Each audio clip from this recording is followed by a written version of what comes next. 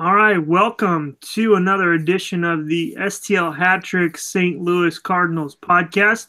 This is your host, Stephen McNeil. I will be joined by Eric Neff and Brian Swope of STL Hat Trick. Again, we are going to bring you the latest in STL Hat Trick coverage. We got your St. Louis Cardinals coverage normally that we'll have. We'll also cover a little bit of Infinity War towards the end. Eric and myself will be going to see that. Brian's going to go see it this weekend. So we're all pretty pumped about that. We're going to give you the latest updates on the Cardinals, what's going on with the bullpen, what's going on with Tommy Pham. We've got the rotation looking good. We got the bullpen looking good. Talk a little bit about Marcell Ozuna. It's going to be a good, fun podcast. We hope that you listeners will enjoy. With that said, let's go ahead and get started. Eric, Brian, go ahead and introduce yourselves. Hey, what's going on, guys? Eric from over here at Hat Trick. Very exciting week of baseball. I'm ready to talk to you guys about. We had UCB weekend this weekend for all you bloggers out there that might be listening to us. We had a lot of fun, a lot of good times together, and hope to see many more out there next year. If you guys need to look me up, I'm at Eric Neff 86 on Twitter. I'm on Facebook at Eric Neff. And check out stlhattrick.com. You can always find my stuff there. Hey guys, Brian Swope, STL Hat Trick contributing writer. You can find me on Twitter at Papa Swope or on Facebook, just Brian Swope. And really stoked about talking some Cardinals baseball today. They played great past week and this weekend especially. So I'm pumped to get to talk about some of that and maybe recap some of what we experienced at Bloggers Day, which for those of you that are bloggers and listening to us, like Eric said, it was great getting to meet all you guys in person, face to face, and just look forward to getting to interact with you guys some more. All right, great. So I do want to get started off because it's fresh in our memory, talking about the UCB weekend.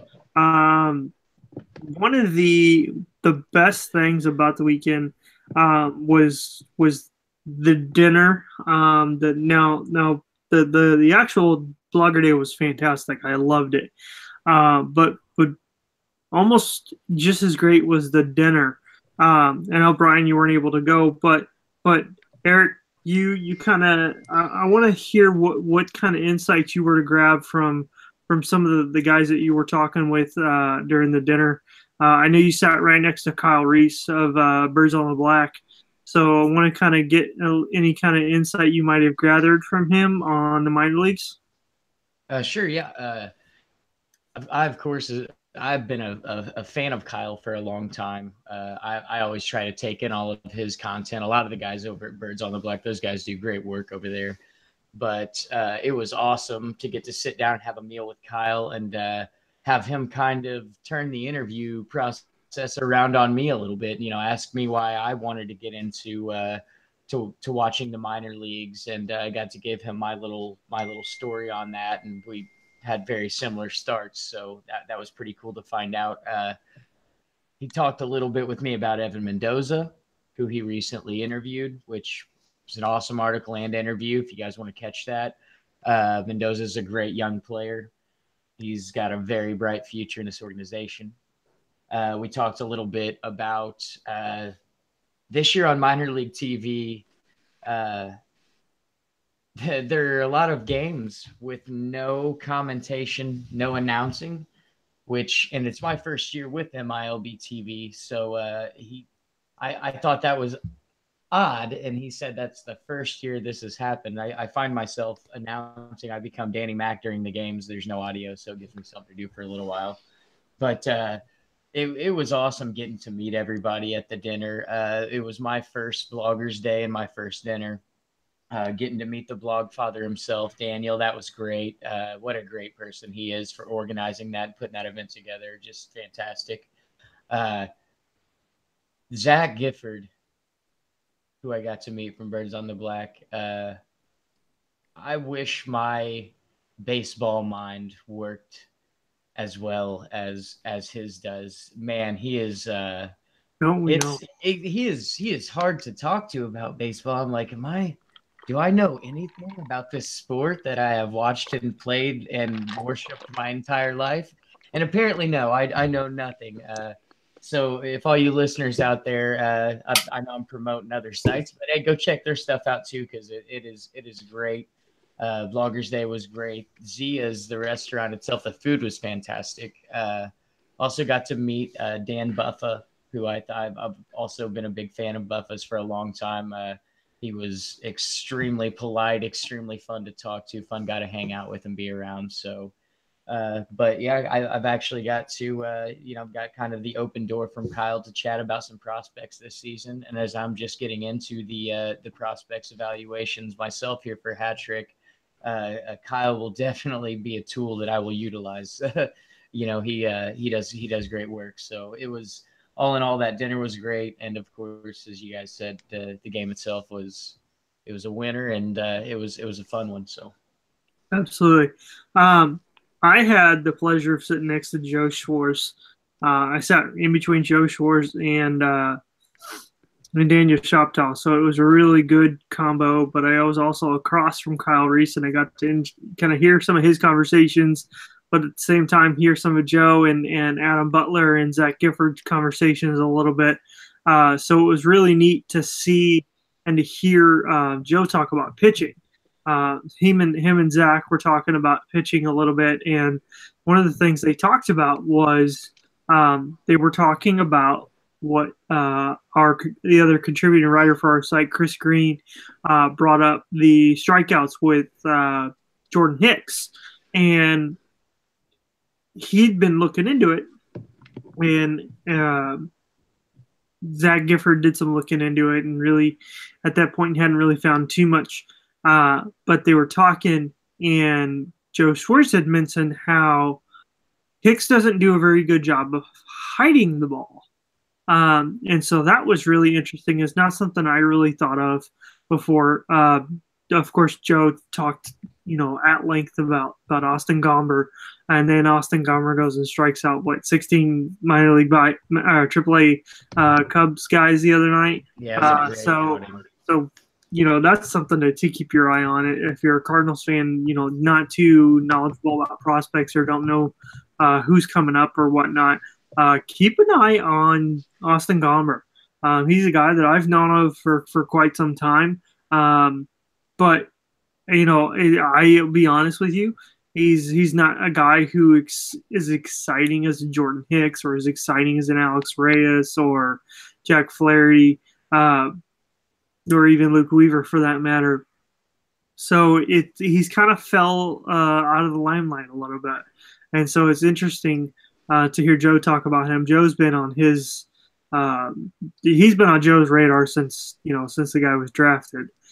So interesting to hear about that. I also got to hear a little bit of, like I said, heard a little bit of Kyle talking. So it was interesting to hear about the Evan Mendoza interview that he did. I heard a little bit about that before it was published, so that was neat to see. It's neat to see the stuff that goes on behind the scenes kind of thing, like what's going on to help with this. I talked to Joe Schwartz a little bit about the Athletic and how that came about, and so that was a neat little thing. That was my first time going to the dinner, and it's not going to be my last. I absolutely enjoyed it. And honestly, if you're a Cardinals blogger and you're like, oh, well, if you're not a part of the United Cardinal bloggers, you don't get to go to these neat events, and I don't know what to do, contact Daniel Shoptaw. Daniel Shoptaw at C70 on Twitter. He will get you set up, and you will be able to make it to UCB. So, and if you are a part of it, and you've gone to Blogger Day, and you just don't know everybody or don't know a whole lot of people. I'll admit I'm a shy guy. I'm very shy. It's very hard for me to just talk to people sometimes. So, when you go to Blogger Day, you're there with 40, 50 other people. And everybody's got their families and they've got their kids and they've got this going on. And it's kind of more of an intimidating thing to go up and talk to somebody.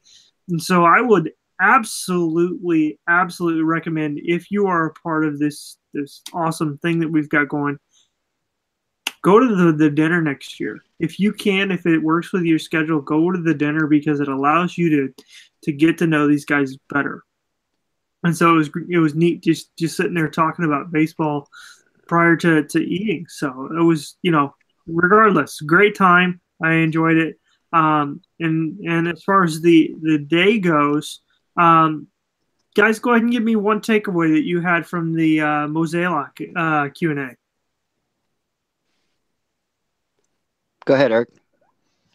Well, first, I will say that being in the room with John Mosaic was, for me, as a lifelong Cardinal fan, massive Cardinal fan, as you guys know.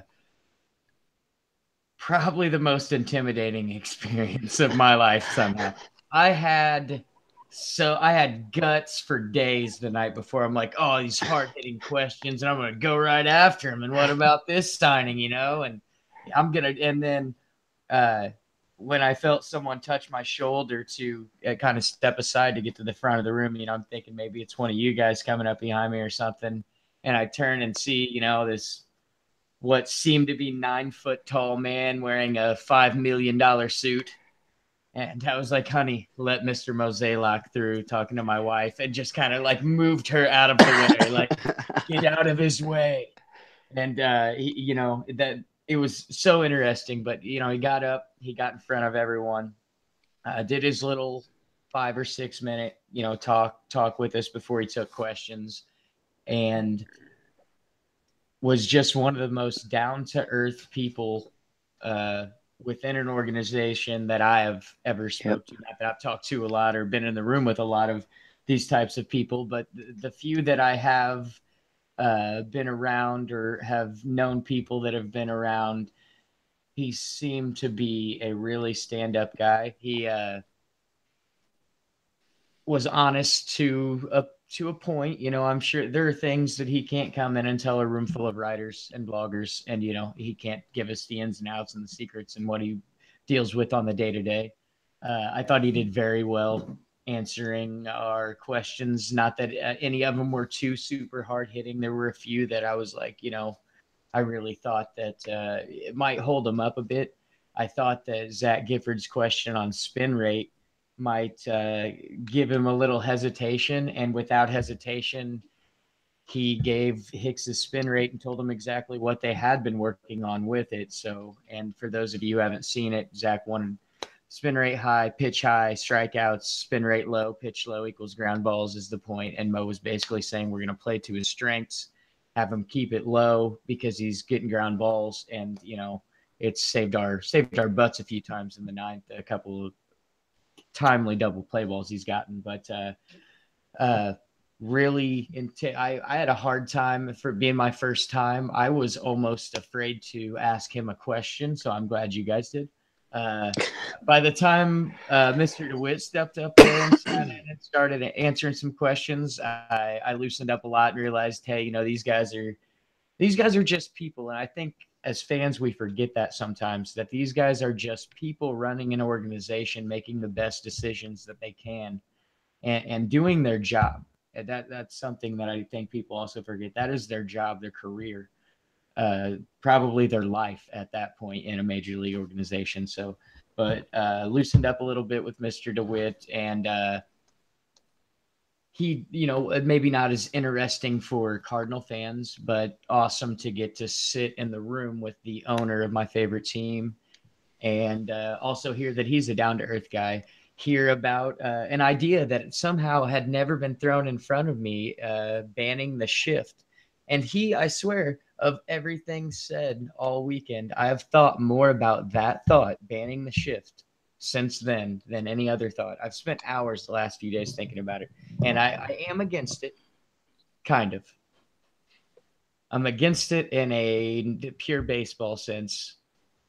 I am with him as to where it would make the game more exciting again. It'd take us back to, a decade ago. Hitters were really starting to figure out major league pitching a decade ago. Hitters were spraying the ball all over the field, and now we see launch angle, pull the ball, hit the ball over the fence. So I really enjoyed that. I enjoyed hearing My favorite thing he said is one of my biggest pet peeves in baseball. I hate when the hitter steps out of the box and tightens his batting gloves, and they do it between every pitch. It is the most annoying thing in all of baseball to me. That's absurd. I never in my life playing little league, or I know the high school, not compared to the majors, but never in my life had to retighten my batting gloves between pitches ever that I can ever recall. So that it was awesome to hear. I'm like, oh yeah, right on. Can you get that banned somehow? Can you pay someone? Call him Rob Manfred. I'm sure he's on your phone. Get him going. But awesome day. Not only that, we won the game, which was great. I was working on an article at the time on Paul DeYoung, which STL Hat Trick released today, and I got to see a little bit of a DeYoung rebound. I went to the game Saturday as well, so I got to see a couple of homers from Pauly D, which is always a plus. And even with the meet Mosaics and the meet and DeWitts and the games and all that, still my favorite part was honestly meeting you guys for the first time face to face, because we talk a lot, but it was our first face to face, and meeting a lot of fellow Cardinals vloggers. I had more fun and deep baseball conversation and just random talks with the likes of Tara Wellman and Kyle Reese and a Brian Swope and a Stephen McNeil than or even your wives for that matter, who were also in attendance. Stephen, your son is adorable, by the way. It was a great time, a great atmosphere. You can't say enough about the private rooms, and lastly, the food. Wow. I could, yeah. If somehow every Sunday I could just get that spread, I'd be like, I don't need to watch baseball. If you could just get that food into my belly, I will be fine. So that was a great day. Like we said earlier, shout out to at C70 Cardinal 70 Daniel Shoptaw for getting that set up and helping make that happen, because it really is a great event, and it makes us vloggers feel like we have the access I believe we deserve for at least that one day a year. So I'll let you take it over, Brian. Yeah, I thought what was really great about the whole event, and again, like you guys have already said, shout out to Daniel Shoptaw for putting that all together. Mary Beth Johnson in the Cardinals, front office media relations department, for kind of organizing it on their end. And definitely, a big thank you to Mr. DeWitt and Mr. Mosaic. They did not have to do that, and they did, and it's something that they see as important, which I think is pretty incredible. The big takeaway for me that I thought was really neat about it is that you look at, these are the two guys that are basically running one of the most successful sports franchises in the history of our country. And yet they were both humble, down to earth. There were no airs that were put on by them at all. I mean, it was just basically. I mean, I've never realized that Mosaic has such a great sense of humor. I mean, he was joking with us and talking with us. And if you're a fan or if you're a blogger, and you always wondered if like ownership and front office management actually hears or understands what the fan thinks, they do. It was clear to me just from the comments that Mosaic made when he specifically referenced, you guys in this room, and then would say something that honestly, it was something that had been written, just not too long ago. And here's Mosaic talking about it. He listens to us. He's got to be reading what we're writing. If nothing else, the information that we're putting out there is getting to them, and at least getting to him. And he's hearing it and thinking about it. And he's not afraid to talk about it. And he was very, like you said, Eric, I felt he was very open, very honest. Um, the things that were asked were not very difficult. With the exception of the spin rate. And Zach, you got my head still spinning on that. That was a good question. But again, just a whole experience of getting to meet other bloggers, getting to show up in the background of Birds on the Blacks, Periscope there. You just see the back of my head, which was, I mean, Mine too. hey, Mine too. Yeah. but yeah, we were right there talking to each other when that happened, and it was neat just to be in there with all those guys that, and gals that think, act like we do, that are as passionate about the Cardinals as we are, and to see the Cardinals come away with a big win was just amazing. I think if I was going to talk about one thing that really I thought was interesting, was when Mozeliak talked about building a pitching lab down in Florida, to kind of experiment with some of that, spin rate stuff, grips on the balls, stuff like that with the pitchers in the off season. It tells me that the organization puts a lot more thought into things than maybe we give them credit for. Down to the very, when you've got the president of baseball operations saying, yeah, we've thought about spin rate, we've thought about Jordan Hicks, and one of the things that we got to say, because we talked about it in the last podcast, was, will Jordan Hicks ever be a starter? Mozeliak actually touched on that. He said, we don't know what he's going to be. And I think being that candid and that honest, to say, yeah, we've got this kid who's really special, but we don't really know, like 5-10 years down the road, ultimately what he's going to end up being. But we're excited to, enjoy the ride and see what he becomes. Just that honesty, and the willingness just to sit down, and talk to us face to face about it. What was really cool. And it's something that I hope to be a part of for many more years to come, because it was an experience like I've never had at a baseball game or as a Cardinals fan. I've been on the field for World Series games. I've been, to, special events at stadiums. But this was something altogether different. And so it was a fun thing and just a cool thing to be a part of. Time out. You've been on the field at a World Series game. We're not gonna just gloss past that. I need at least a tiny bit more detail on that. Game 2 of the 2002 World Series between the San Francisco Giants and Los Angeles Angels. I was a member of the Joint Service Color Guard when I was in the Air Force. I carried the Air Force flag on field prior to Game 2 of the World Series. Tony Bennett sang, but he did not sing the national anthem because he didn't know it. So he sang "God Bless America," and it aggravated me to no end. That is a fantastic story. That's a fantastic story. I love it. That's interesting. He should have sang it would have been fitting had he sang his little San Francisco ditty since the Giants were playing. I'm just saying. Yep. And I was in the stands. I was in the bleachers. And we decided, I was sitting with a buddy of mine. He was in the Marines. We were both on the color guard together. And we saw some seats that were kind of closer because we got complimentary seats to the game. And so we went to go move. The very next half inning, Barry Bonds hits his home run right where we were sitting. And I was like, you got to be kidding me. I cannot believe we moved. Yeah, it was crazy. Upsetting. Yeah, but you get an opportunity to move up closer to watch a World Series game. You're going to take that every time. Yeah. Oh, yeah, absolutely. Absolutely. It was an awesome experience. And if you ever go to the ballpark in San Francisco, you've got to get the garlic Parmesan fries. They are amazing to die for. They are just fantastic. Wow, that's interesting. Eric, I thought you were going to say timeout because you were seeing my reaction down at the bottom there. I've got the game up on my iPad to the right, and Yadier Molina just made a really bad play at first base. So I was wondering what you were laughing about. I was like, what's he? Yadier Molina is playing first base.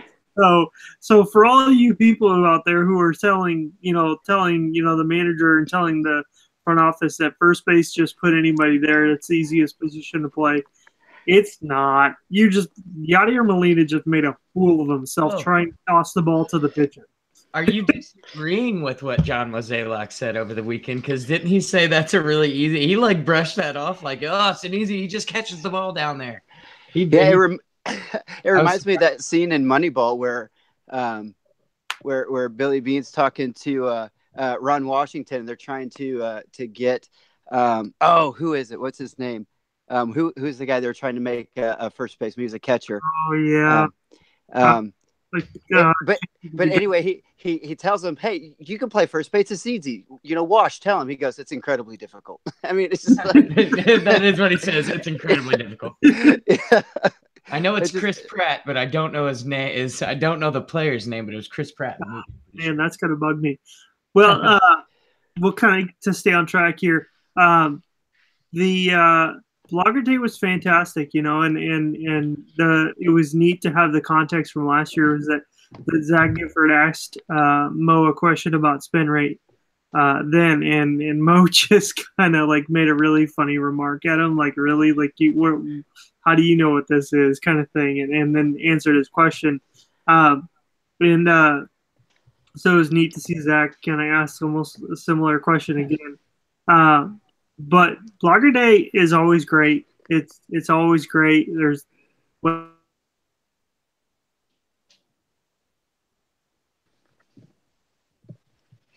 something like that. So I don't know if other major league teams do anything like that or not. So it's great that they do it. Somebody needs to put some pressure on the Blues to do something similar to that. So I really enjoyed it. And so I always do, and I will just because this was my fourth time, I will say that unfortunately it seems that the food has kind of gone downhill.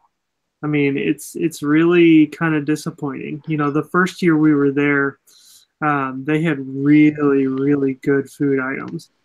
They were right at the beginning of this time period where they were offering new and different things. And so, like, we had the deep fried Oreo balls, which were fantastic. I don't know if they still have them or not, but they were phenomenal. We had all kinds of different stuff that year. I'll have to go back and read my article from that year to see what all they had. But they had a lot of different stuff, and I think that they've kind of curtailed things a little bit and stopped doing the new innovative stuff and have just kind of stuck with your typical ballpark food, which, as a bit of a connoisseur of culinary things, that's a disappointment in my opinion. I'm not going to buy these things at the ballpark, but it's neat to try them and to tell people who would buy them, hey, you really need to go try this type of thing, because there wasn't anything that I would really have wrote home about. Agree to disagree. I was going to say, if this was a downgrade, then I can't imagine how good it was, because the food was great. The food the last 2 years has not been as great. The first 2 years I went, it was a whole lot better. Well, I gotta say the mango habanero sausages, like the mango habanero sausage bites with the aioli sauce. Oh my gosh, I could have ate that all day. That was fantastic. Was dynamite. Yeah. I will say that that aioli sauce, that was legit. Oh yeah, man, they no pun intended, but they knocked it out of the park with that one. The sauce was great. The sausages were okay. But the sauce was phenomenal. Oh man, it was good. It was. No, and also to again, not to toot my own horn, but a little context wise is like 2 days prior, I had just smoked and grilled some delicious bacon cheddar bratwurst, and so my bratwurst tastes a little bit better than they do at the ballpark. So all right, Eric, we gotta. He's got to invite us to some of this. I know. I mean, what's going on? To his house for the brats, or it's somehow like get us previous Bloggers Day food. But he's tempting us, but he's not delivering. I mean, this is what's going on here. I don't see any delicious smoked bratwurst in front of me. I tell you what, you guys can come out and I will smoke some delicious food for you sometime. Sounds good. That is I'm holding you to that. In the back is okay. If I feed them brats, I won't ever have to pay them. I'm just going to keep giving them smoked broths, and they don't mind. They don't even care. And you know what? He's right. He would be right. If I do the okay shots, I won't have to worry about the reverse.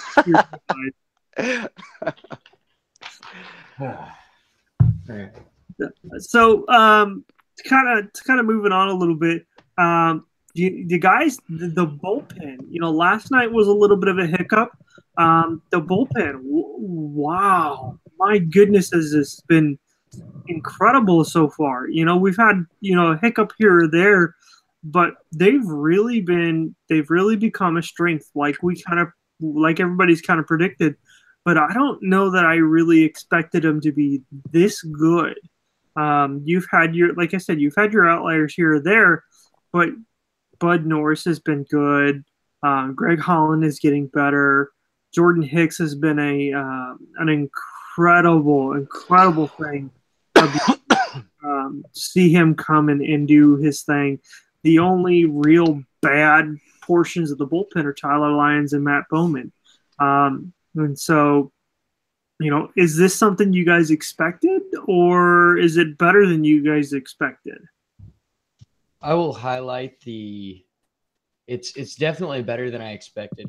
I knew our bullpen preseason. I thought our bullpen was better than it was last year, as most did. Most thought it was better, but we didn't quite address the issue as much as we should have. I will say I was 100% completely wrong about two signings that might turn out to be the most important signings we've made in a long time at the back end of the bullpen, and that is Luke Gregerson and Bud Norris. I know we haven't seen a ton of Gregerson yet, but when we have seen him since he's been back, and I know he's mid-30s guy now, vet, and gets talked about a lot. He's veteran presence at the back of the bullpen. That is something a team needs: stability, veteran presence at the back of the bullpen. But people have kind of stopped talking about his stuff per se. That slider, it might be the nastiest slider that comes out of that bullpen consistently. Obviously, when Hicks goes from 101 to that 84, 85 slider, that you'd have to say that's the best. But on a consistent basis, Gregerson has proved for a long time that slider isn't moving. It sits, mid 80s and is impossible to hit. And even when he came in, I believe it was last night with the tie game when he was in, had a strikeout through back-to-back sliders that, guy's 35 years old out there. Not that that's old or anything. I'm pretty sure we're all right around that age ourselves. But in baseball years, you just don't expect a 35-year-old to go out there and throw a consistent slider at the back end just night in, night out. And then Norris, I mean, how many jams has that guy came in and got us out of so far? I don't know the answer to that. It might only be one, but it seems like a lot. It seems like his arm has been there when we've needed it. His stuff has also looked good. I've seen him throw one bad pitch all year, and it was a home run. And I forget who hit it now. I can still see it in my mind though. Those two, I was so against signing. Gregerson, I thought when Mo signed Gregerson, and at the time I'm pretty sure most people thought he was our closer. I think a lot of people saw Gregerson in Houston last year and, the few years prior and thought, what really can he do that O wasn't already doing, to be honest, or a couple of the other guys we've had in the last couple of years. And with Norris, it wasn't that whenever I got the text from a buddy of mine when that signing happened, he sent, "We got Bud Norris. What do you think?" And I sent back, the quote I sent was, "I don't know how to feel right now," because I had Norris on a fantasy team. I had all the Angels closers at one point in time. I was hurting for saves. So I had like all 7 of them, we'll say, because that's how many people he had closing games last year. And Norris, while closing, when healthy, was the most consistent of the 3. And then when Bedrosian took over, he was consistent for a while, and they were kind of all fine. But with Norris, it was more a personality thing. He made some comments a few years ago that I'm sure you guys have probably heard on race, and I just didn't particularly care for the comments too much, and didn't care for him being a Cardinal. It was nothing to do with his baseball skill at all, and he's came and showed me that the small amount of doubt that I did have about his baseball skill, I was seemed to be wrong to have, because he has been great, and I hope his comments were left in the past too, because I would hate to see something nasty like that in this organization. I like to think we're better than that. I know that maybe no organization's better than that. It can happen to any organization, but personal issues with him aside, baseball wise, he's been great. And I think these two vets, these two old guys, are gonna be in our bullpen this year and really pick up that back end, and a few maybe pick up a couple of the young guys, as you were saying. Stephen Bowman's been struggling, and Zach Gifford, he wrote an article not too long ago about his arm's going to fall off, and I believe him. To be honest, he has lost a lot of extension. I don't know why we continue to put Bowman in high leverage situations. It bothers me. I'm not saying we don't pitch him, because a few weeks ago, brought him in a couple outings in a row. He looked like the Bowman of old again.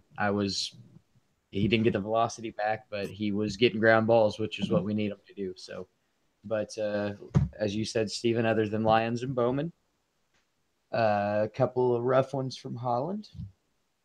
Other than that, we're pretty fantastic. And not only that, but we are so covered, even if injuries or something crazy happens with Brebbia, Gant, these guys, that we have waiting in the wings to come up, who, to be honest, I think some of are better than maybe a few guys we have in there. So ready for Ryan Sheriff to come back. I'd like to see another lefty out there. I hope it's Ryan Sheriff and not Brett Cecil, though I know I'll be wrong. As soon as we get another lefty, I am confident that this bullpen is the best bullpen in the NL Central. Yeah, I knew that Bowman would have problems. That's not something that I think was a secret. I am, on the other hand, surprised that Tyler Lyons has struggled as much as he has. I really believed in Tyler Lyons. Still do, but there's something's just not quite right now. And so I'm hoping he gets it figured out, and gets it, rights the ship and becomes the guy that we saw in the second half of last year, who was just lights out, and who I thought reminded me a lot of like an Andrew Miller type, that could go in, give you a couple innings, and just really throw gas, and that slider was just wicked good last year. And when you look at the rest of the bullpen, and we talked about, I mentioned it a little bit the last podcast, about how Bud Norris was kind of, Greg Holland. Jeff Sullivan at Fangraphs was the one that wrote that. And I want to make sure that I give him the credit, because I couldn't remember last week. But it was Jeff Sullivan that I got that from. And man, I was, my head said yes, my heart said no, when it came to Bud Norris. But when I looked at the stats, I had to go back to, he could be really good. And so I kind of got on the Bud Norris bandwagon right before the season started, and he's looked great. And Holland, with the exception of a couple outings, he's starting to figure it out. And of course, you can't blame him. I mean, when you sign a guy like that, already, into the season, I mean, he's not gonna be ready to go this soon. I mean, he missed all of spring training, and so he wasn't ready. I think he's getting there now. I still don't think he's at complete game ready shape, but he's rounding into form. And gosh, I mean, we can't talk enough about Jordan Hicks. The stuff that this kid is doing is just amazing, and we say it all the time. I honestly, I don't think there's any other words that can be said um, on Jordan Hicks because he looks great. Top to bottom, I think this bullpen, like you said, Eric, yeah, the best in the NL Central. Um, and man, I tell you what, it's getting pretty close to being the best um, in the National League. Period.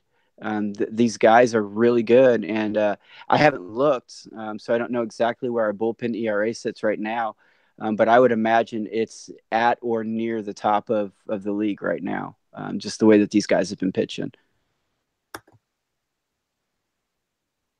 Absolutely.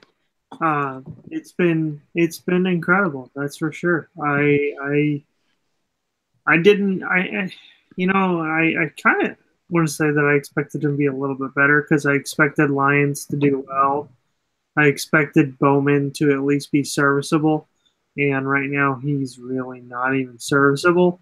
I would not have used him in the top of the 10th inning last night. I would have probably gone to Norris. That way you'd have had Holland and Norris back to back, and let I Norris. found out. Oh, sorry to interrupt. I found out after the game Norris was hurt, and that's why he didn't come in the 10th last night. Because I wondered the same thing. Why isn't our best reliever coming in? They said in the post game, I want to say they said like a blister or something, a minor blister, and they didn't want him to pitch last night. Oh, okay. Well, I still wouldn't have used Bowman. I would have rather Brebbia or somebody else. Just because we haven't seen Bowman. I don't know. We haven't seen Bowman do well enough, in my opinion, to use in that situation. Um, you know, I would rather have him be the last man out of the bullpen at that point. I would have gone to Lions before using him. I don't know if Lions are still available or not. Um, I didn't watch the whole game last night. Well, I watched the whole game. I was tired last night. I was tired last night.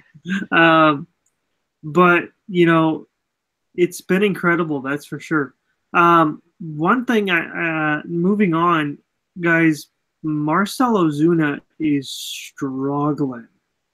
He's got he's got a hit tonight and a few RBIs, but it wasn't like a double on the gap or a hard hit single up the middle. It was a pulled ground ball single through the hole.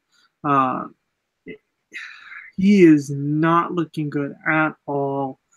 What are your guys' thoughts? I was looking into it because I went and did that article over the offseason on his ability to rebound this year and do the same thing he did last year. But I thought he was going to be able to do it. But I went ahead and was looking at the gifs that I had in the article, and I compared it to the strikeout in the ninth inning last night where he had 2 men on, and he had the potential to win the game for us. In the ninth inning, he had the potential to win the game, and 2 men on, man on second, man on first, and he grounded it into double play to end the inning. So that was, one of those things where I kind of thought that, here we go. He's going to go ahead and break out of his slump and get it done. But I went ahead and compared the two, and his feet look off.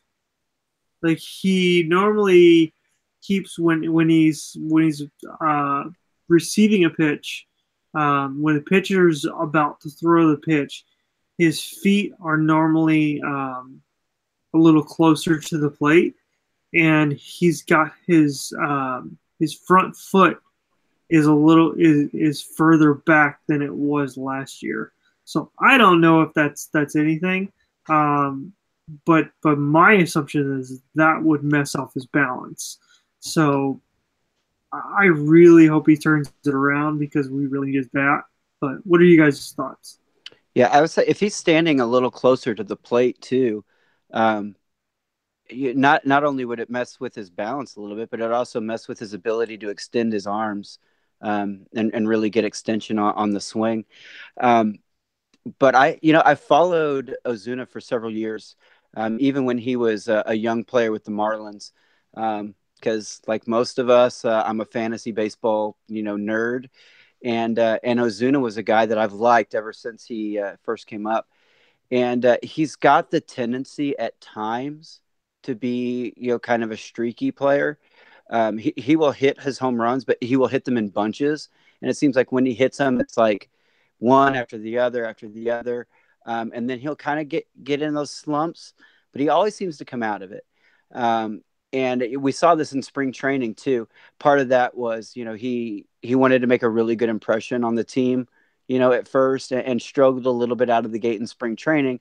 But, once he kind of settled down a little bit, he went strong and finished spring training really strong. And I think maybe there's a bit of that when you talk about the fact that we've not really played a lot of games at home yet. And you talk about the package that we sent to the Marlins to get him. That was a lot. I mean, we sent a lot over to the Marlins to bring Ozuna in. I think he wants to make a good impression. And to be honest, there's been a lot of pressure put on him. I mean, let's just be flat out honest about it. From bloggers to fans to, front office and media, everybody said this is the middle of the order, power bat in the lineup that we have been craving for years. He is the new, face of our offense. Everything hinges around, Ozuna.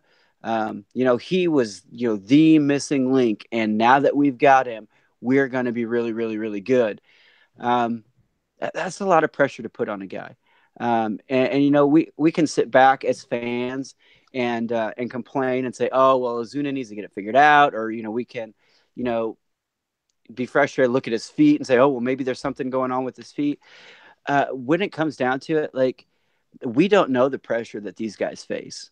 And a lot of that is self-induced pressure too at times, and Ozuna, to me, he seems like the guy, at least when I've heard him talk, when I've read interviews and read pieces about him, he's not a brash guy. He's not a real boastful guy, but he is, very outspoken, just really, really happy, loves to play the game.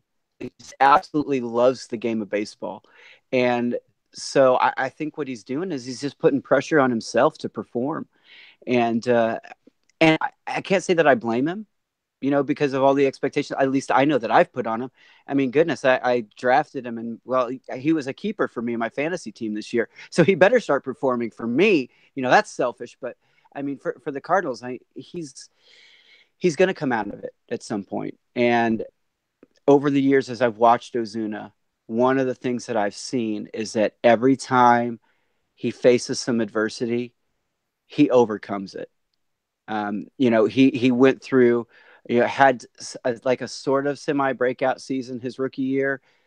Next year, the Marlins sent him back down to AAA for a time, and he went down there, worked, and raked down there, and then came up and then just took the league absolutely by storm last year.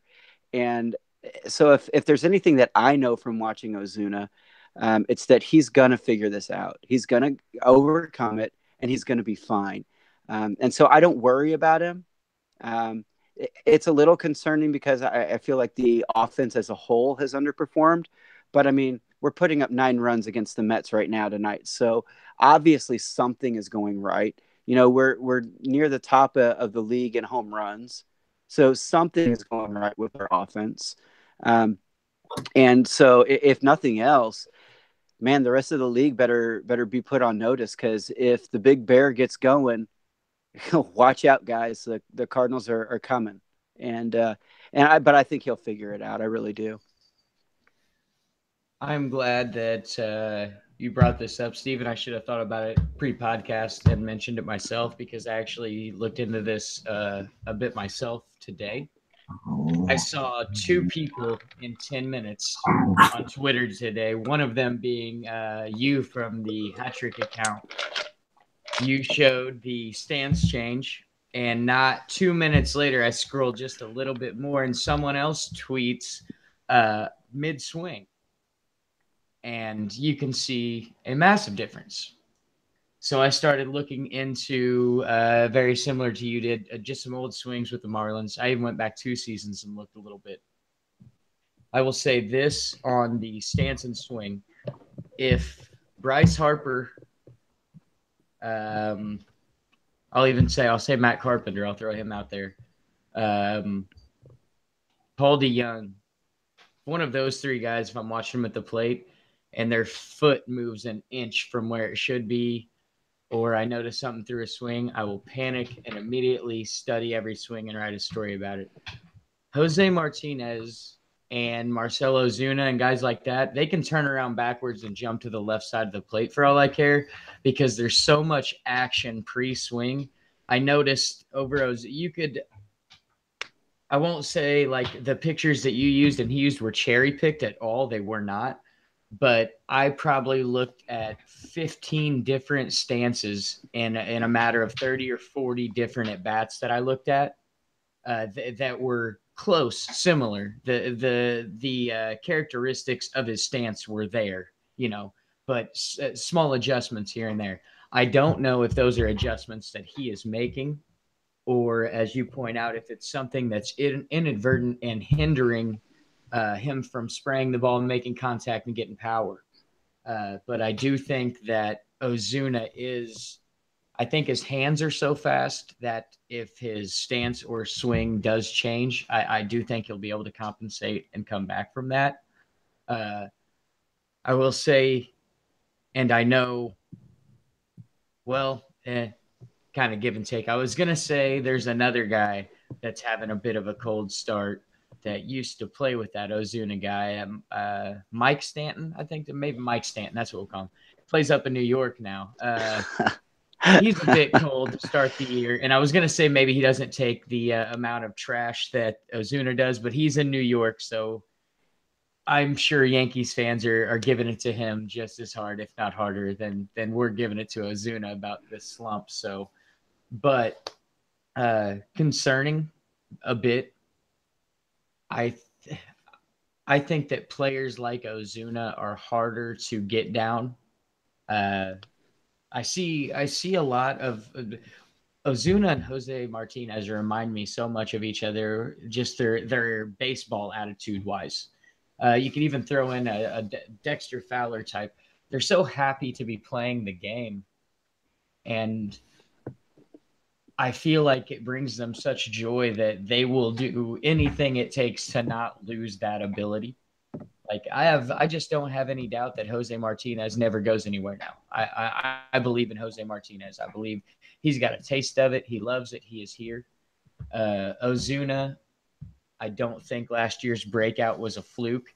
He's probably not going to go 37 bombs and 126 RBIs again this season. Maybe he does though. That'd be fantastic. But I do think he'll be just fine. A little cold right now. I will say the second hit he had tonight, I don't know if they gave the air to Todd Frazier or not, but he hit that ball hard. The first one, as you said, Steven, was just kind of, squirted out of the infield, infield made it out of the infield. But the one he hit at Todd Frazier, I thought he hit a little harder. I thought he looked a little better on that swing. But I'm not concerned yet.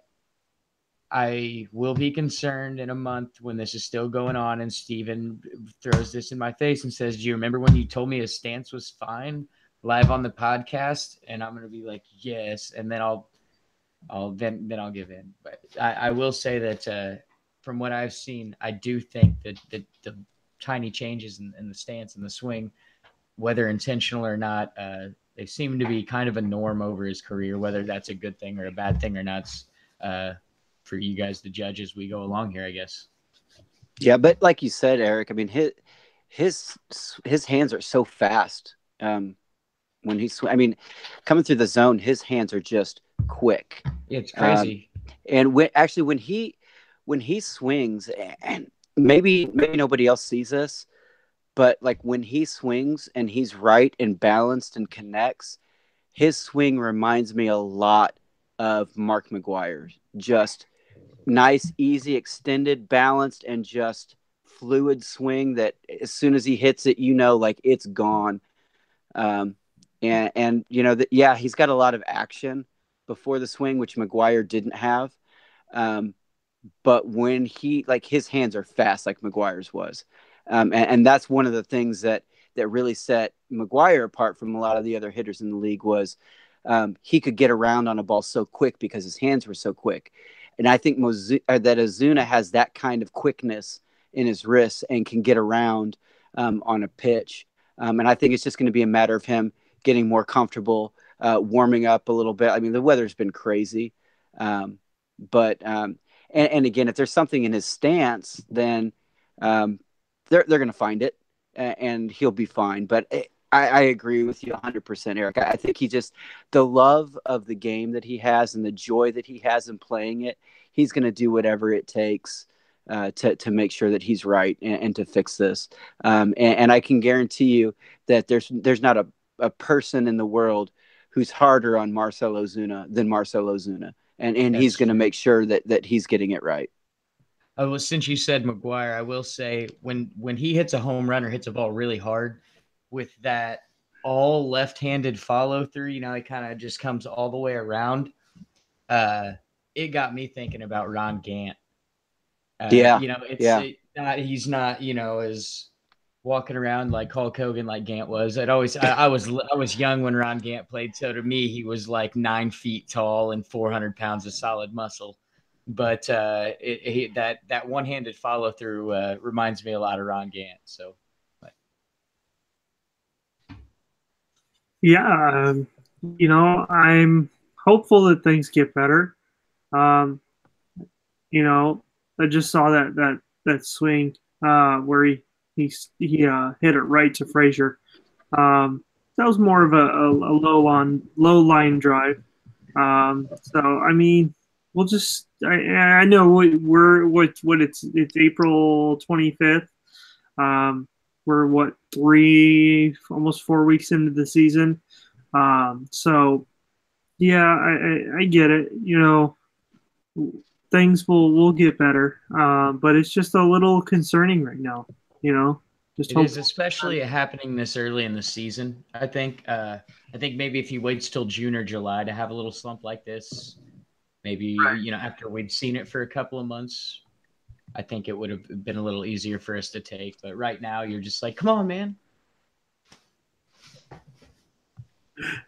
All right. Well, we're going to have to start wrapping things up here. Before we do, I want to go ahead and, you know, I think we talked a little bit, preview a little bit of who we think is going to survive and whatnot for Infinity War last week. But just give me one expectation for this movie. As it does come out tomorrow, I want to go ahead and get your guys' expectation before you see it. I want to see a ton of Spider-Man because he's so entertaining, and that's just a little side, you know, just a side thought, nothing too serious into the movie. Just really love Spider-Man and would like to see a ton of Spider-Man. Saw Buffa, got to see it the other day. So lucky. Oh man, actually a couple other people also got to see it that same day. But I saw he put that he thought the end was lame, which scares me. And I was like, no way. The end said, Buffa, you're lame. You're lame, Buffa. But I doubt it. He's probably right, but I'm hoping it's not. His description was Matheny double switched Thor out for Thanos at the end, and it all went to crap or something like that, which made me laugh. That's a great. I got to see it first, but that's great. He was just joking. Now I hope so. Sure to not click his review because he wrote a review on The Last Jedi, and while it really didn't have any spoilers in there, like he spoiled like a couple plot points, and it was just like, really, come on, Dan. And so, you know, as much as I like reading his stuff, you know, I am staying far away from his review for right now. He did a Periscope or a video after the movie, and it was like, oh yeah, the embargo has been lifted, and so here I am, and I'm like, wait a minute, no, no, no, no, no, no, no. So, Brian, what do you got? I'm really looking forward to seeing Thor.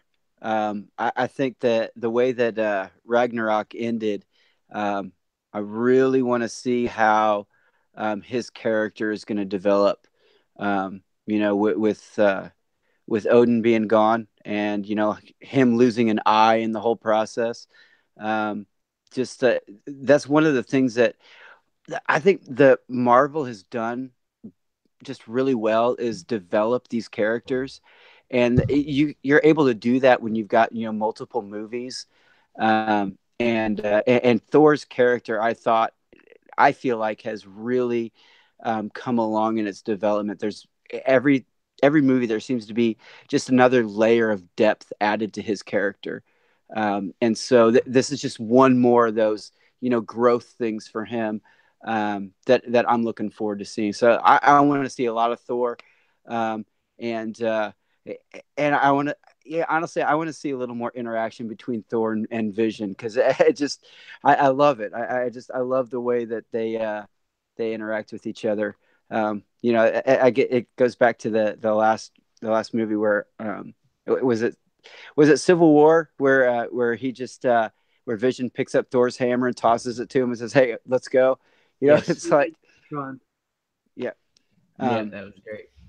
yeah. So I mean, it's just I want to see more of him. I want to see more of that that character development with him, because I think he's one of the characters that Marvel has done a really really good job of just continuing to add more and more depth to his character. I will say, bouncing off you, Brian, is that love Vision, loved Paul Bettany as my guy. Loved him before Vision when he was Jarvis. I thought he did great as the voice of Jarvis also. And with something to think about with Thor coming into this movie is keep in mind, if you're looking forward to Thor, keep in mind that only gods can touch the Infinity Stones and wear the Infinity Stones. Just something to think about coming to the end of this movie. I can only think of one of our superheroes that's a god. So watch Thor and those Infinity Stones at the end. So. Well, maybe I don't know about that, but Vision has one, and Doctor Strange has one. Well, Vision's not a being. He's like, I don't know what you'd classify Vision as. He's and since Doctor Strange knows magic and spells and wizardry and stuff, Steven, come on. I mean, you're ruining it, Steven. You're ruining it. Via the comics, only gods can touch the Infinity Stones. The Infinity Stones are a little bit different in the cinematic universe than they are in the comics. Peter Quill can touch them also, but whatever. Yeah. Well, I mean, to play devil's advocate and kind of have your back a little bit, Eric, Doctor Strange's Infinity Stone, he's not actually touching it. It's inside an artifact. So I guess technically you could say, but... Well, actually, it reminds me of all the SpongeBob memes with all the different size letters. Well, actually... I'm just really looking forward to it. The one thing that I will say, I'll give kind of an expectation, but I also give a hope. I expect, and I don't want to get into character deaths, but I expect it to be darker than most. And I expect it to be to not go the way you want it to go as a fan. I'll put it that way. My hope is that I know that this could be the last movie for Captain America, and it's either the last or the next to last movie for Captain America. But regardless, I want him to get his shield back. Like this little black Wakandan shield that they're giving him, like he kind of looks like the white Black Panther in the trailers. It's not going to cut it. No. Yeah. I want him to have his shield. Yeah. So that's the one thing I hope happens. I was watching Spider-Man: Homecoming today, and a little nugget that I didn't pay attention to when I watched it the first time. That plane at the end of Homecoming that had all the stuff from Stark Tower. One of the couple of things that were mentioned on there was the Hulkbuster armor, as well as a what did they call it? A prototype replacement shield for Captain America. So that was intriguing to me to hear, and so I wonder if we're going to hear more about that and why he may not have a shield right now because the replacement was destroyed in the fire or the plane crash. So that was interesting to see. Overall, I'm just really looking forward to the movie. I think it's going to be really good, and I cannot wait. I might get a chance to see it twice this weekend. Just depends on if the wife wants to go to the drive-in on Friday or not. But regardless, guys, it's great as always to talk with you guys about Cardinals baseball and a little bit of comic stuff as well. For myself and Eric Neff and Brian Swope, this is the STL Hat Trick St. Louis Cardinals podcast. We appreciate you being a listener and a subscriber. If you are not already subscribing on YouTube or following us on Twitter, please do so because we have a giveaway coming up where we will be giving away two tickets to a game, a St. Louis Cardinals game this season. And they're not, they're not going to be horrible seats. So I'm not going to make you sit in the nosebleeds, but they're two tickets to a upcoming Cardinals game. So please subscribe, follow us on Twitter so that you have the chance to win those tickets. But guys, we appreciate you listening. You all have a wonderful week. I appreciate my partners chiming in this week as well. You guys have a good time. Thank you.